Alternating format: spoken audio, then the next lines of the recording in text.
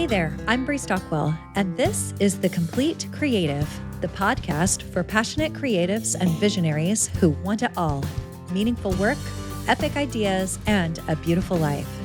Around here, we ditch the hustle, get intentional, and make space for success that actually feels good.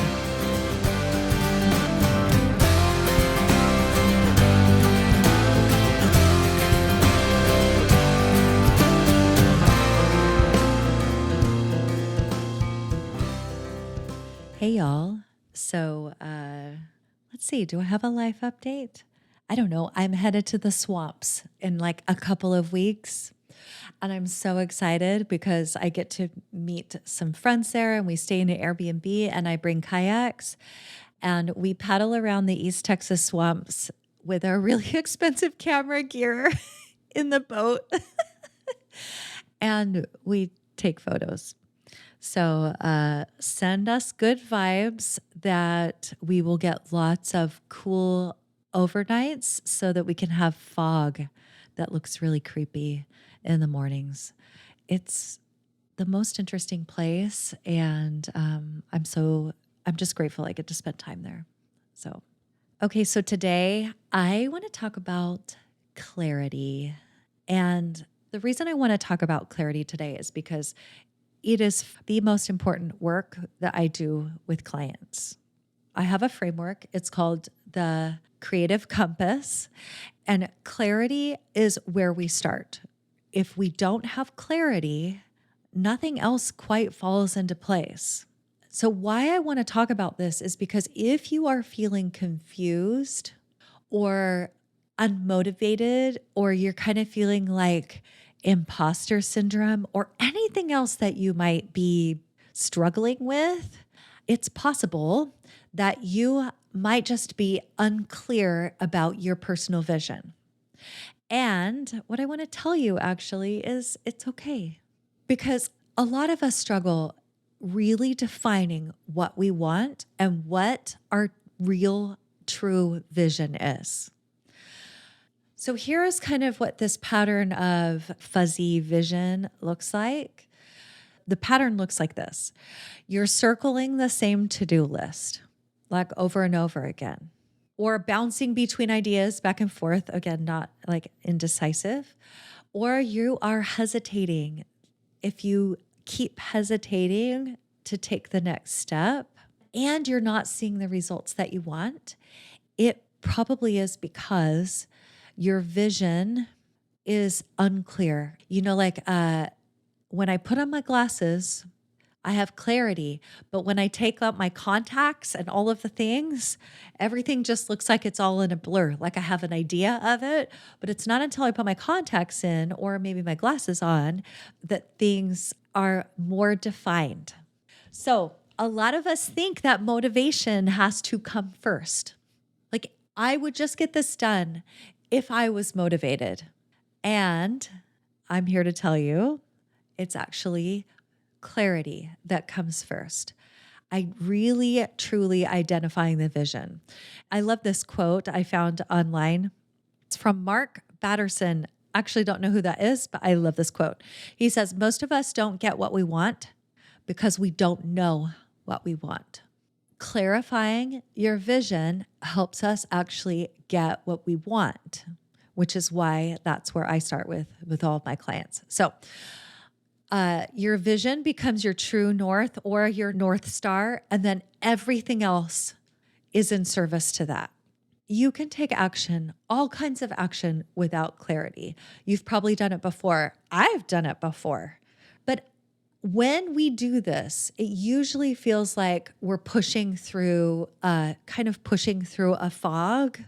And when I'm moving through a fog, it feels heavy, like there's some resistance there. Clarifying our vision allows the fog to dissipate. And even if you can't see the end, like you don't know how you get to the end, we can see what lies ahead, even if it's just a few steps in front of us. I don't know about you, but like when I have a vision that I haven't clarified yet, I feel a little bit directionless. Like it's hard to commit. It is hard to commit to a vision that we don't understand. And so often we think we want motivation, but what we actually want is commitment. And so having a more clear vision gives us something more tangible to commit to so that when motivation isn't there, we can more easily rely on our commitment. Taking action without clarity often leads to self doubt, decision switching. So, and then this creates decision fatigue. I think I hinted in my last episode. The next episode is about decision making. If this is something you struggle with, stay tuned. The action without clarity leads to decision fatigue. It also leads to like busy work. Busy work without seeing results is so exhausting. And so when we don't have clarity, this happens to us. And then that can lead to burnout. If you have a creative business, it can lead to a business or a life that doesn't feel like ours. It feels like we adopted it from someone else.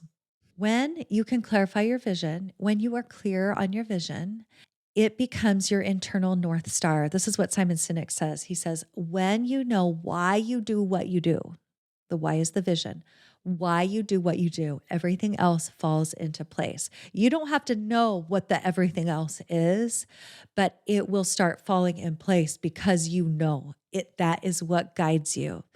And you're not wandering, you are taking action with purpose and intention. So I want to talk about what this lack of clarity looks like. And because I want to make this real for you. And I'm going to talk about how you can have clarity or how you can create clarity. But first, I want to make it really real for you. So here's what this could look like. So without a clear vision, everything feels like a maybe.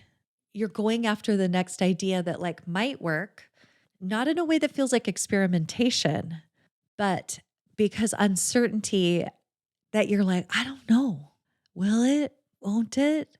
And that can feel really uncomfortable.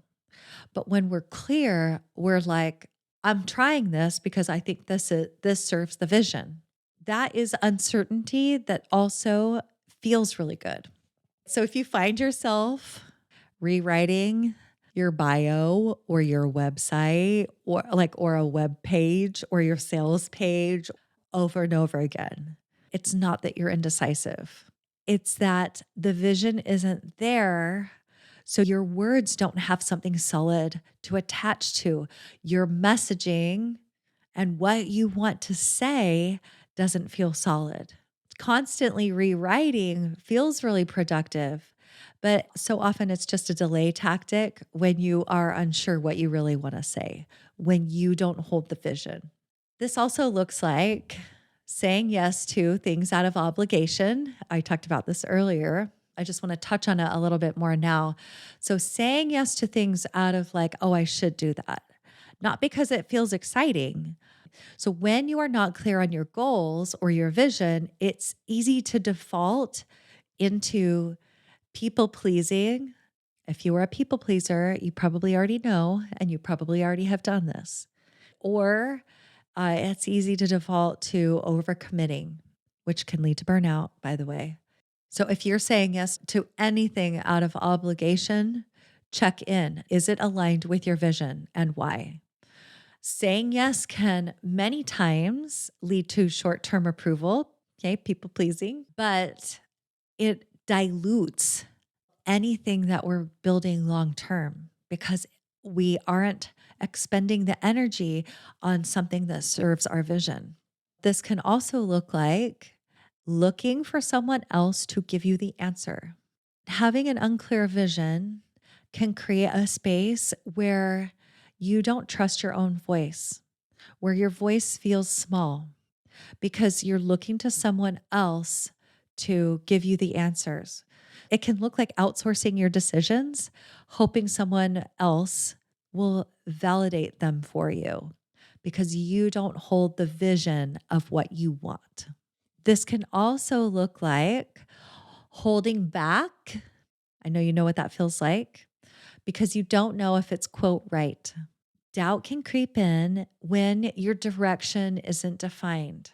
When you're thinking to yourself, like, I don't know if it's right, you hesitate. And it's not because you lack skills or you don't know how to do the thing, but it's because you're waiting for a moment of certainty that never arrives, that is never there and never will be until you are clear. This can also look like copying other people's strategies instead of trusting your own.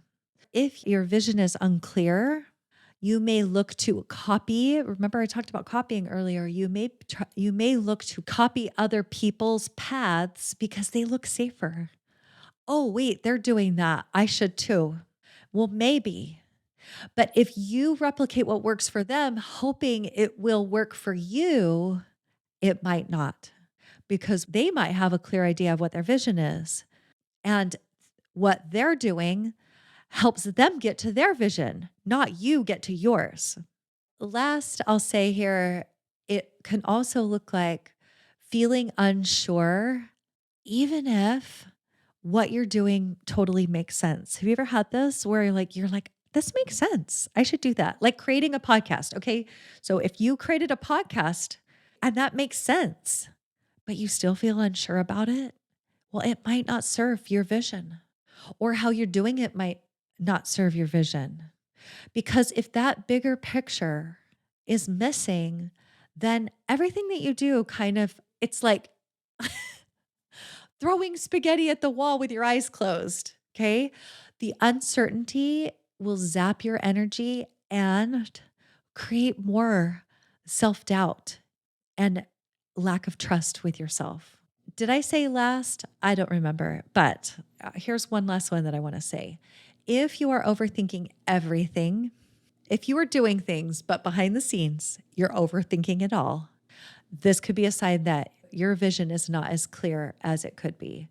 So the less clear you are, the more time that you spend spinning in your head instead of connecting with clients, connecting with people that matter, connecting with the actual work. So overthinking can feel like work, but it's actually not forward momentum. It actually doesn't move the needle. So let's talk about how you actually find clarity, like not by guessing or forcing it, but by really creating the space to do the work where it can, and I have in my notes to reveal itself, because sometimes that happens. Sometimes it just arrives. And sometimes we want to do the work to really look at what we want. So it will reveal itself, like your vision will reveal itself if you give it some space. I love giving you like a step-by-step of how you can start to find clarity. So number one is ditch the shoulds. Oh, please ditch the shoulds. Please stop. Have you ever heard this phrase? Stop shoulding all over yourself. I think it's great. I want to say this all the time. So I want you to start noticing where you're acting or where you are working from a place of obligation. What paths are you following because you think you should? What goals are you chasing because someone else said it was the smart move? Any time where you hear, oh, I should do that, check in. And then you can ask yourself this big question. Oh, wait, get out your notes app on your phone or a pen and paper. Okay, ready?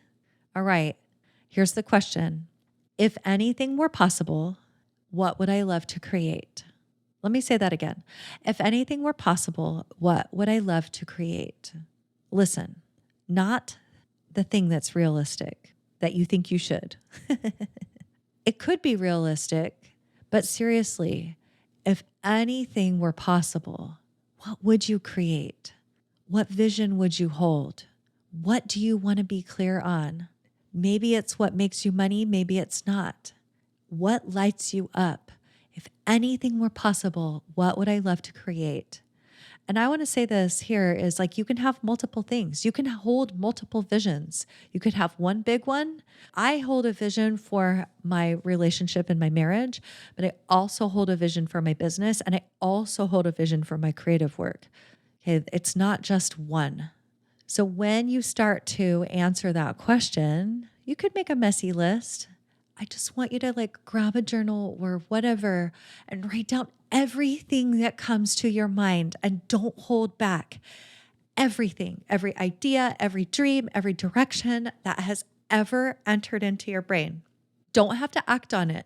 There is nothing too big. There is nothing too weird. Nothing. You're just going to write it down. If anything were possible, what would I love? Ooh, ooh, let them come. And then what stands out? I bet you there's at least one that hits close to home that you're like, oh, that one. What would you be excited to wake up and work on tomorrow? What feels like fun? When you land on that idea, what about it feels light? Does it feel light? Does it feel like relief? Like, oh, finally? Does it feel like you?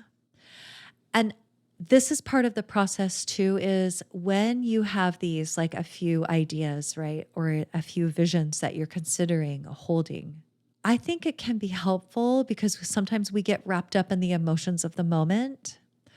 It can be helpful to like step away from it, like take a walk, get offline, find a quiet moment, take a shower, swim, whatever. Whatever allows your mind to like move off of that for a time, and then you come back to it. And then you want to make it real. What exactly is it that you want? I have a friend, she has a vision. Oh, you heard her on the podcast. Okay, Hannah Suchi. You heard her say this on the podcast. She wants to sell $1 million of art by the time she's 50. So everything that she does in her business and maybe in her creative work, okay, not every piece of work that she creates, she sells, but it all serves the vision. Or at least that's what I imagine for her, right? She's very focused on this. So you're going to want to name it very clearly. Make it real for yourself. So it's not something that just like lives in your head, like write it down. It's something that you write down. Clarity lives in words. Say it out loud.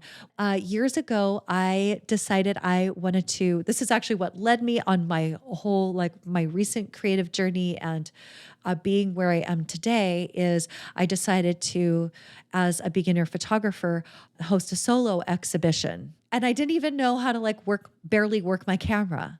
So I was like, in 2020, I'm going to create work that will allow me to have a solo exhibition. I mean, I had no idea how to do that, but being very clear about what it looks like with at least 10 photographs after this year, right?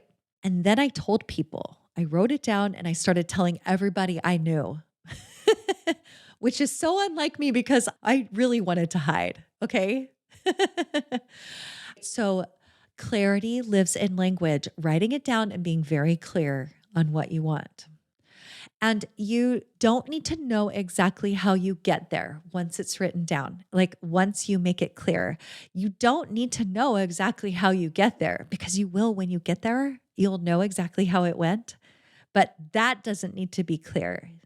Beholding the vision of it does. So you do need a direction that feels aligned to what you want. And all of the things that we talked about before, what a fuzzy vision does, all of those things fall away and it turns the scattered energy truly into the aligned action that you want to be taking, the intentional work that comes with clarity. To close, here's a couple of thoughts for you. If no one else was watching or judging, what would you create? Seriously, leave out the judgment part. If no one else was watching or judging, what would you create? What vision are you secretly craving, but you're too scared to say? And then say it. So I want to end with some possibility for you because I love thinking about what is possible for you. It is possible that when you have clarity, you stop spinning all your wheels and you start gaining traction that actually starts to make the work look like your vision. When you have clarity, your energy replenishes quickly, more quickly, like it comes back. You will feel reinvigorated. When you have clarity, ideas flow more easily. When you have clarity, you actually want to show up. When you have clarity, you stop trying to do what everyone else is doing and you start creating something that feels oh so good. Okay, friends, if this episode hit really close to home, and if you've been trying to create without a clear vision, this is where we start when we work together one on one. As a client, I walk you through my entire Creative Compass framework, not just in your creative work, but in all parts of your life. So they're all aligned so that actually you have the success you want without sacrificing all of the things that matter most to you. So if this is the work that you're ready to do, reach out to me and let's talk. All right, that's it for today. I am off to a sound bath with my friend. Okay, I'll see you in the next one, which is making decisions, decision fatigue. I don't know what the title is, but it's about decisions and you want to be there for it. All right, see you next time. Bye.